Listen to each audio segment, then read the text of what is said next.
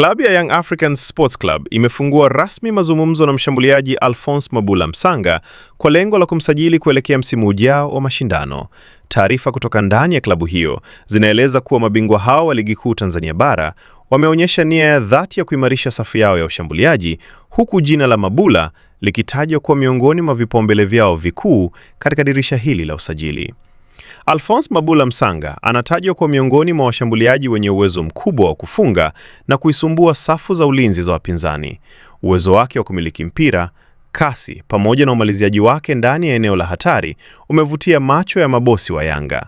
Chanzo chetu kimeeleza kuwa mazungumzo bado yako katika hatua za awali, lakini pande zote mbili zinaonyesha utayari wa kufikia makubaliano endapo maslahi ya kila upande yatazingatiwa.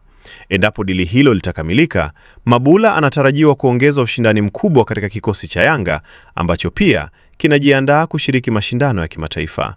Hadi sasa, uongozi wa Yanga haujatoa taarifa rasmi kuhusu hatua ya mazungumzo hayo, lakini dalili zinaonyesha kuwa mchezaji huyo yupo kwenye rada za klabu hiyo kwa umakini mkubwa. Tutakuletea taarifa zaidi kadri mazungumzo yatakavyoendelea. Taarifa zaidi, usiache kusubscribe chaneli yetu ya Usajili Wetu uwe wa kwanza kupata taarifa zote za kimichezo. Pia, tunapatikana kwenye mitandao yote ya kijamii: Facebook, Instagram, TikTok pamoja na Twitter kwa jina la Usajili Wetu. Jina langu Mishabi Graphics.